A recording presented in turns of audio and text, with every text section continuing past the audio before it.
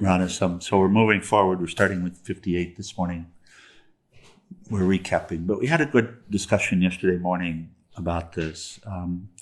Generally speaking, we could say that this goes against all of our instincts. Generally speaking, we could say this. We could say that there's a very strong force pulling us to do pretty much the opposite of this within us. And so this is why it would be called the hero's journey, I would suppose. Because what's being shared with us is that the desire to find the right circumstances, to find the right situation, is born of raga dvesha. It's born of the notion that my happiness will come from external circumstances, not internal. It won't be related to who I am inside, but it will be related to what happens to me. And that's a very strong notion that's within us. So that's why we run from place to place. Something difficult happens in one place and we'll go and we'll feel the urge. And this is Arjuna. This is Arjuna in chapter 1 when the Bhagavad Gita starts. This is exactly where Arjuna is. Arjuna is trained for his job, his duty, all of his life. And now he's placed in this situation and it's very intense. This is not a story about some external battle. It's about the internal battle. What happens when it gets intense? And it gets very intense, and all of this, the protection mechanisms arise within, physical, mental, emotional, all of them arise within, and he feels like, I have to get out of here. And he throws his bow and arrows on the ground, and he says, I'm not doing this, I'm out of here, after explaining all the reasons why it doesn't make any sense to do it. And this reactive tendency also speaks to us inside as if it's logical, as if it makes sense. It speaks to us as if this is the reality instead of this. It speaks to us as if we are bodies, not souls.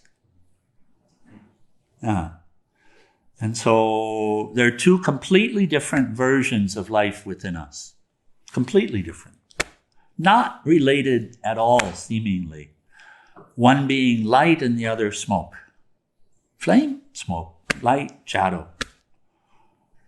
If you want wisdom, you don't ask the shadow.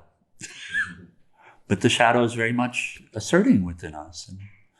And so this is the situation. This is the situation that Arjuna's in. It's really the situation that we all will find ourselves in this mixed birth. So he tells us pretty much exactly what the instinct is, which is not to run away, but to do thy duty and to do it how? To do it with me, the eternal, the absolute, as your goal, not to attain to something here. Whatever we get here, it's temporal, it's that long. It doesn't fulfill anyway. Doesn't mean we shouldn't do. But we have such a strong notion, I can only do if it's for me. Okay, so we continue. 58. And he's continuing with yoga, with the teaching of yoga, with the teaching of freedom. How to come out of the spell. Fixing thy mind on me, thou shalt by my grace overcome all obstacles. But if from egoism you will not hear me, then thou shalt perish. He's not being capricious. He's not saying, I'm going to punish you if you don't listen to me. Does that make sense? He's saying, if you don't listen to me and you follow your ego, then you go the way of the body at the end of this cycle of the body. Does that make sense?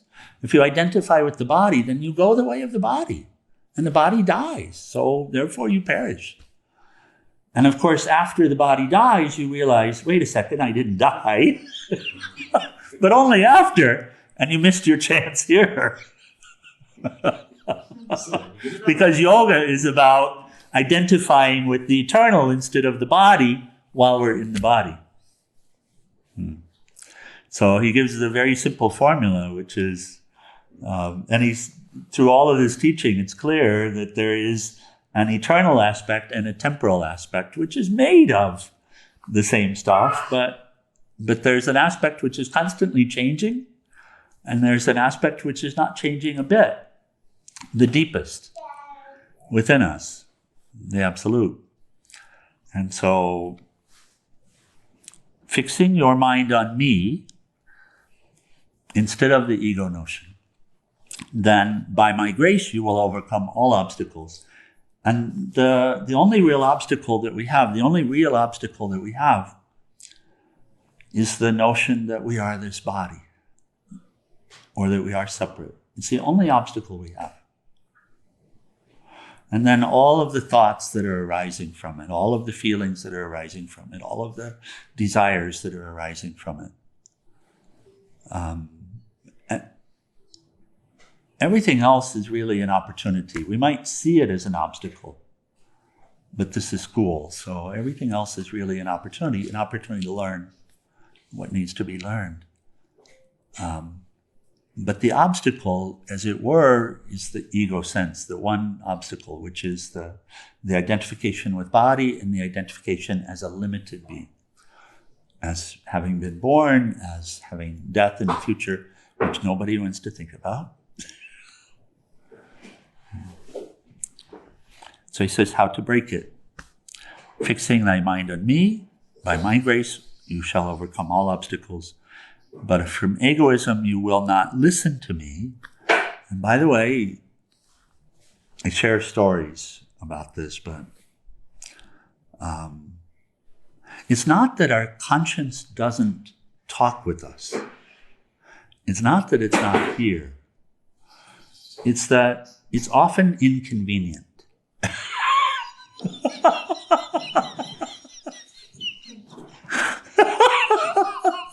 And it guides us to do or not to do things that we don't wish to partake in. And these guys know the story. I don't know, Nataraj. When I came to yoga, I'd had what people call a big life in business, and people would say successful and all of this. But of course, completely empty. Because it didn't have a center. The center was the ego. I was doing everything for me. So false center. What Jesus says is a false idol.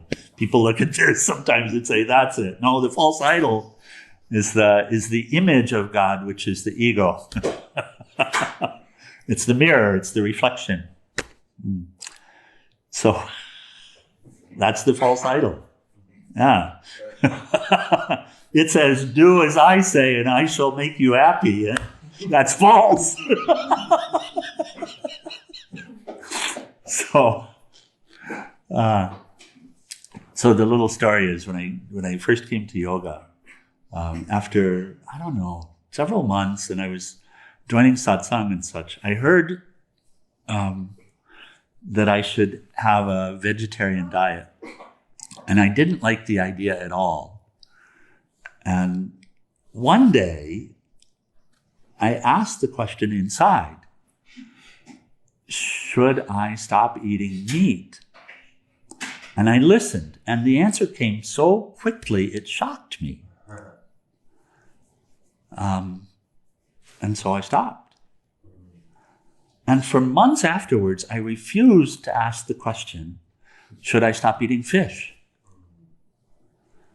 Because it was inconvenient, because I suspected what the answer would be, but I could live my life in the dark by my choice, as long as I wished. And for us in this age, we're holding on to so much dark stuff. I mean, so many ideas that separate us. You know, that person, they did this, and the whole victim culture is just rampant in society today.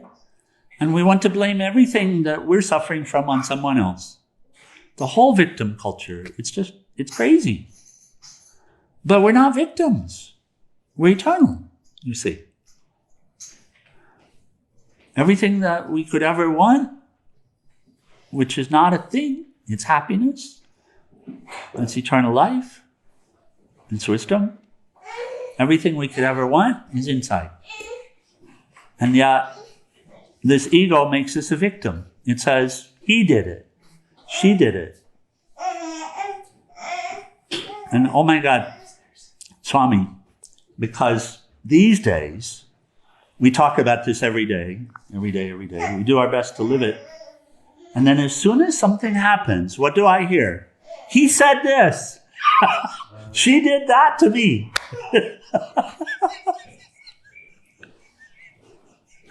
So, and this is what Lord Krishna is speaking to. He says, if you follow the ego notion, then you shall perish. Yeah? Just like the body. And all the stuff that you've been doing, it's over.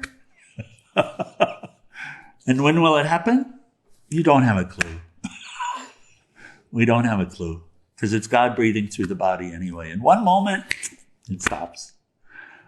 And so, but if you bring your mind to me, if you listen to me, and this is the still silent voice inside, we know it's here. It's the one that says, when you really want to get that little bit more sleep, get up. So inconvenient.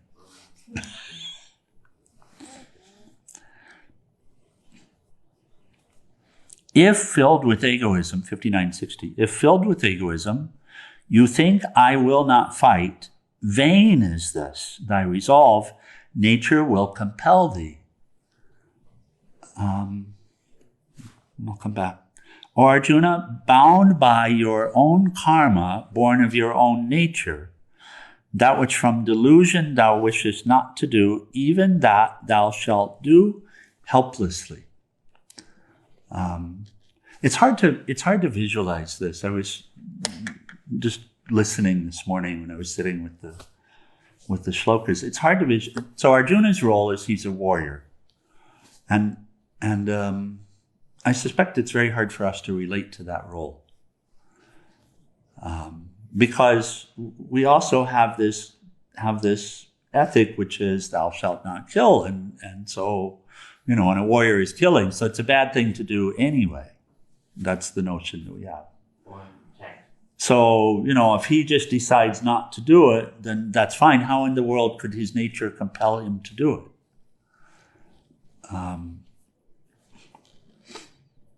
But let's say someone has householder karma. For a moment, yeah. Make it a little more real, a little more close to let's say someone has householder karma. If one day you could refuse to serve Tao and jewels, you could refuse. And this is not uncommon either in this time, right? And you could say, I'm done with it, I'm going to leave. And the question is, how long before you see someone that you fall for and you do the same thing over again? Look in society and see that. See how that works, right? Because you're not realizing that your karma is in your mind, that your nature is in your mind. It's the nature of the thoughts that you have. And you see an object, such as a woman or a man, and this karma, for example, about having a child, there's no rational reason for it. It's not about thinking that I'm going to do and why I should have one, is it? It's not about that. It's about seeing, experiencing, and then doing it. And it's as if we have no control over it. Because it's in the thoughts. There's a false notion that says, I have control of my thoughts. But only a yogi can have control of their thoughts. Only by intentionally reprogramming the mind can you have control of your thoughts. Only by asserting the divinity over the mind can you possibly have control of your thoughts. Only by surrendering it to the light is it possible to have control of the thoughts. Otherwise, they're here. I remember the time where I took the thoughts as my king. And whatever the thoughts said, if I had clarity, then that's my order. I'm going to go do it. Completely naive about, which is where we are. I mean, happiness, that's going to make me happy. And then, of course, our experience is that when we achieve something, we feel happiness. So we think that's what did it.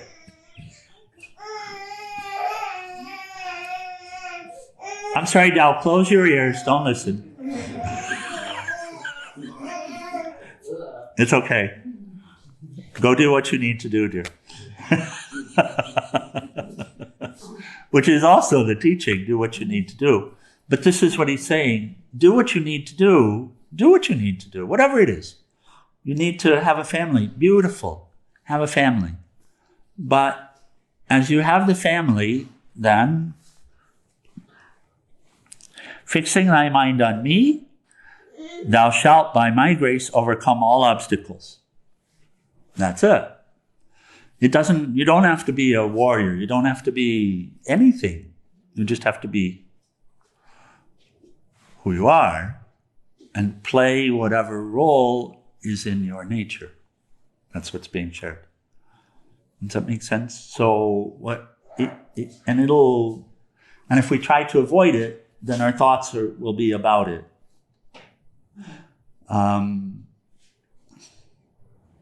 I'll share another one from this perspective and see if it's helpful. So, I had a particular thought nature. My mind worked a certain way. Generally speaking, it still does. There are some big differences, but generally speaking, it still does. I had a kind of a scientific or technical view of life. Whenever I would see something, I had the tendency to want to understand it and to want to take it apart in order to understand the component parts of it. Now, there are all sorts of, this is just one kind of way that the mind can function. This was here. And so, and I had some proclivity to business, to bartering, buying, selling, and this technical interest, very strong interest in technical. Whatever was technical, there was a strong interest, a draw to it. So we could say that is the nature of Swami before the name Swami. Does that make sense? And so my activities as a result would be in that vein, right? When I signed up for classes, when I first had the option to choose my classes, I chose the scientific kinds of classes. Now, we're not saying anything's wrong with this at all. It's neither wrong nor right. It's just the nature. And other kids, art classes or language classes or whatever, not me. And so, and then as the time came to take a job, of course, electronics stuff, because not just that there was interest in it at that point, but there was a proclivity towards it. And technical stuff. And I was drawn towards computers in the early days of personal computers and such. The first job that I had, the computer didn't have semiconductors in it, didn't have computer chips in it. And it had punch cards. No, I don't, you remember, okay. Oh. So, but that was all interesting. So it's what I learned and it's what I was able to do in the world, the role that I was able to play. I was well equipped for a particular role. And so as I worked, I would stay there. Now, very strong ego sense. So separate need to do for me. And of course, feeding the monster ego, whatever it is, then nothing is ever enough. So when we're trying to do for us, nothing is ever enough. So more, and it gets frantic at some point. And then now, what's changed is there's no me in the sense that I thought that there was. That me doesn't even exist. It has no existence. Everything is God. There's no me in the sense of my mind and my work and my car and my home and my family and all of that. People ask me, what about your family? And I smile and say, you're my family. You're my family. It doesn't mean that there's not a memory of something, but there's no exclusivity in it. And if you want to do and since there's a scientific mind here, then if you want to do the science, okay, look at the mapping of the DNA and you'll see it yourself. There's no difference between us. 1/1000,000%, something like that, between the humans. There's no difference between us. We're all the same. We're all cut from the same cloth. We're all made of the same stuff. The only difference at all is how the universal intelligence has been apportioned across us. Because there's only one intelligence and it's universal, and we all share in it. We're all swimming in it. The sea of consciousness, we're all in it. And each individual cell, as it were, is imagining, I am this, and the other imagining, I am that. But if you step back, you see, no. No, my dear, you are the universal. I am the universal. There's no difference between us. We come from the same place. We have the same parents. Our equipment is made of all the same stuff. Yes? So there's a difference related to the thoughts. But the way the mind functions, it's the same. And then what am I asked to do? Well, talk, which was something that was a gift that was given, that I could give lectures. I could help people understand the benefits of this computer chip versus that computer chip, right? And working with computers. Of course, where's Swami all day? Swami is talking with people around the world that are in our extended Sangha on a computer, for God's sakes, using Zoom, using... I noticed this right off when I went to India, how all the Swamis would come up to me with their cell phones and computers and saying, can you help with this? So, and the thought process, well, it's changed some, but in the way that the only real recurring thought is Om Namo Narayana. And that thought is recurring all the time. And as a result, it ties up the reactive nature. So I tend to be in the moment. It ties up the reactive nature. It occupies it. So I tend to be in the moment. Looking at the mental function, it's conscious mind instead of as much of the subconscious mind. But I take no credit for any of that because that's not my mind anyway. I am thine, all is thine. But the formula is the formula. This is what he's sharing. But the differences between us are not real differences. Whatever your duty is your duty. There's no need to change it. There's no need to have a different husband or a different child. There's no need to have a different job. There's no need to have a different locale. Now, your nature may take you there, and that's fine. My nature, I used to travel around the world, and these days, what am I about to do in July?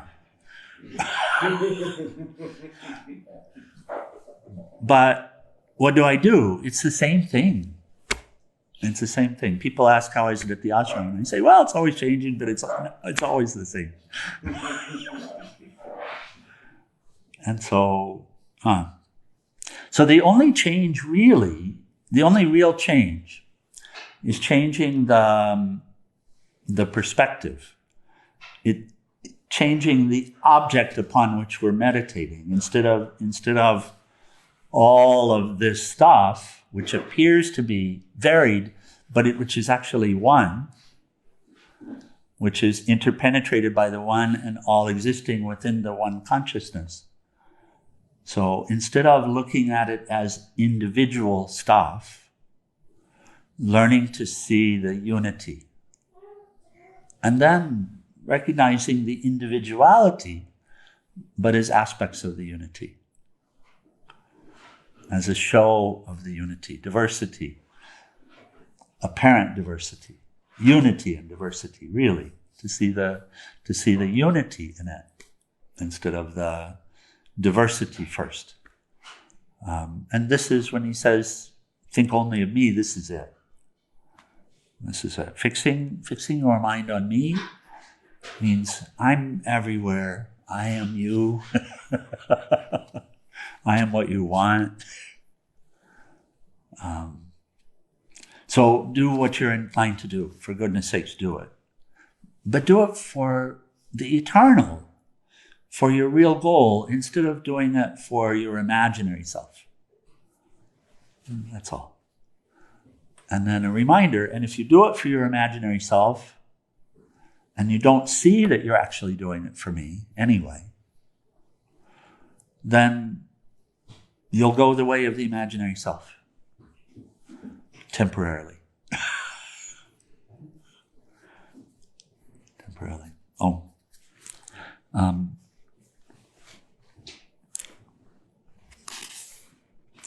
We'll read this one. This is a famous one, and then we'll come back tomorrow morning to discuss it more.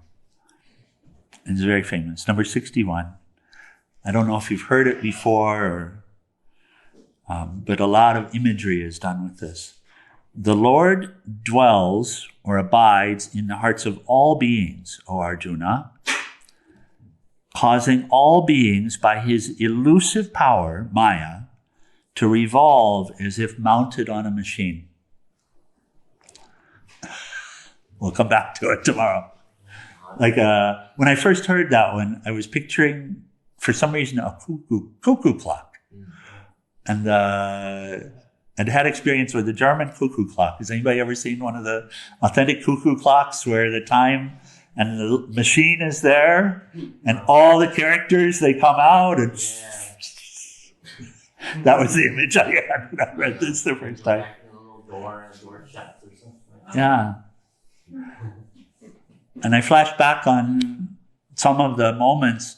It's mindlessness. What do we do in mindlessness?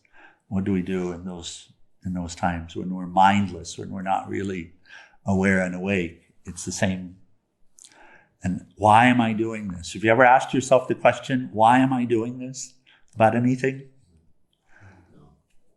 Sorry? Yeah, why am I doing this? And then, why am I doing the same thing all over again? Does it really make sense? Have you ever asked this question? And you'll see, because it's your nature.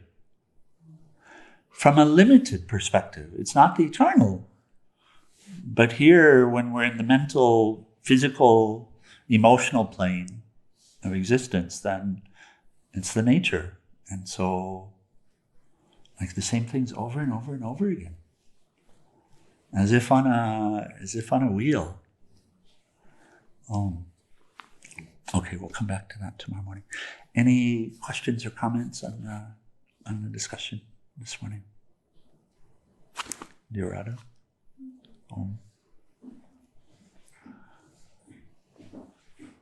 Nataraj? Ah, okay. Thank you, Hari. Thank you for remembering that. I just kind of have one question. Yes, dear. Sometimes those loops break. Loops? Yeah, because you're talking about going in circles. Yeah. Sometimes they break and then it just shifts to a new loop. Yeah. Well, the karma is many layered, so we can experience, even when we're running on autopilot,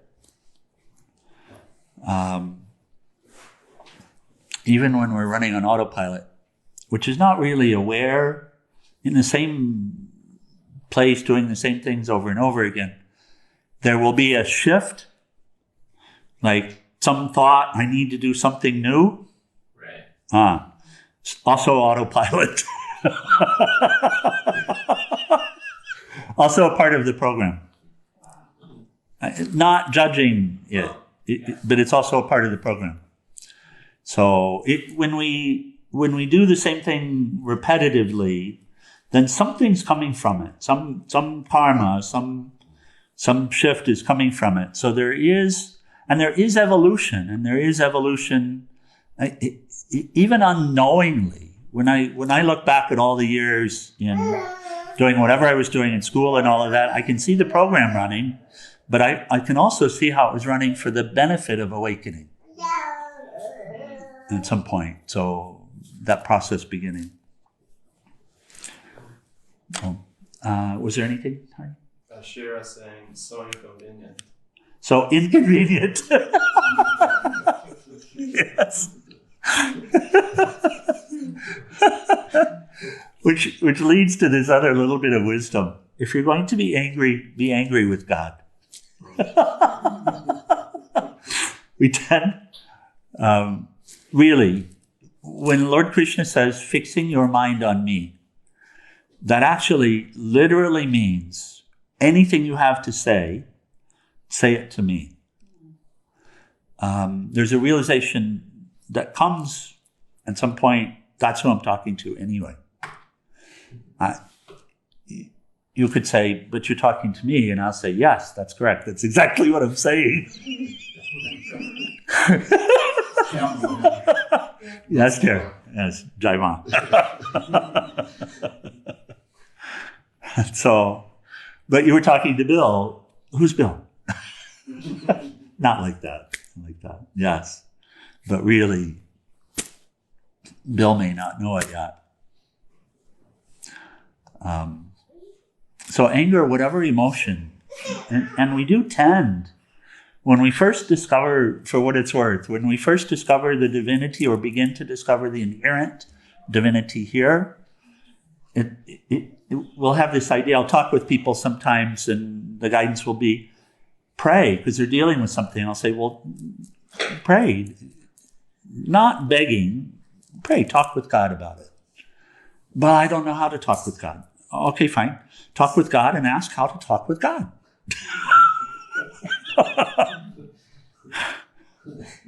Yeah.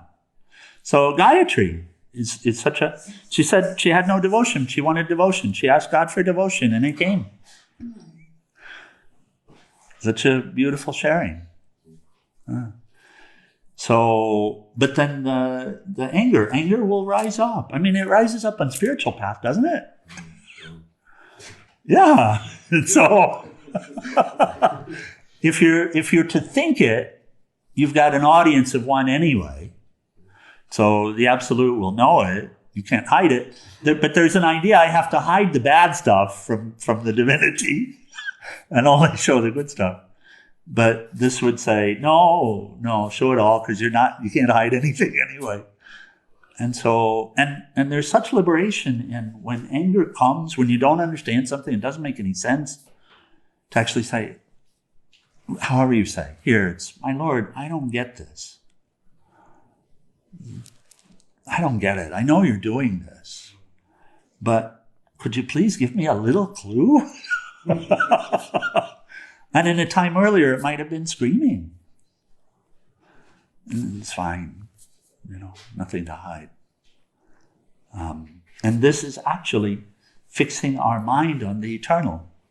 When we just start to realize, and then we can practice it by speaking it inside, and really doing our best to recognize who we're talking with, and then, have some time for some silence to listen.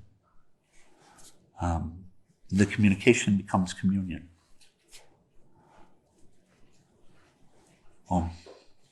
So fixing your mind always on me doesn't mean pulling it away. It means going deeper. Right? You want to talk to the microphone. Okay, who's really under that microphone?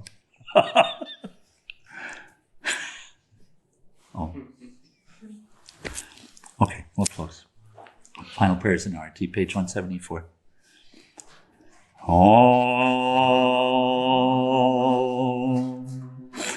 Om Trayambakam Yajamahe Sugandhim Pushti Vardhanam Orvai Rukameva Bandhanan Mritor Mukshiyamamritat Om Trayambakam Yajamahe Sugandhim Pushti Vardhanam Orvai Rukameva Bandhanan Mritor Mukshiyamamritat Om Trayambakam Yajamahe Sugandhim Pushti Vardhanam Orvai Rukameva Bandhanan Mritor Mukshiyamamritat Om Sarvesham Swastir Bhavatu Sarvesham Shantir Bhavatu Sarvesham Purnam Bhavatu Sarvesham Mangalam Bhavatu Sarve Bhavantu Sukhinaha Sarve Shantu Niramaya Sarve Bhadrani Pashyanto Makashit Dukhabhakave Asato Ma Satgamaya Tamaso Ma Jyotir Gamaya Mrityor Mahamritam Gamaya Om Purnamida Purnamidam Purnat Purnamudashate Purnasya Purnamadaya Purnameva Vasishate Om Shanti Shanti Shanti. O adorable Lord of mercy and love, salutations and prostrations unto thee. Thou art omnipresent, omnipotent, and omniscient. Thou art Satchidananda. Thou art existence, knowledge, and bliss absolute. Thou art the indweller of all beings. Grant us an understanding heart, equal vision, balanced mind, faith, devotion, and wisdom. Grant us inner spiritual strength to resist temptation and to control the mind. Free us from egoism, lust, anger, greed, hatred, and jealousy. Fill our hearts with divine virtues. Let us behold thee in all these names and forms. Let us serve thee in all these names and forms. Let us ever remember thee. Let us ever sing thy glories. Let thy name be ever on our lips. Let us abide in thee forever and ever. On below Satguru Shivananda Maharaj Ki, and for all the saints and sages of all the traditions. Let's stand.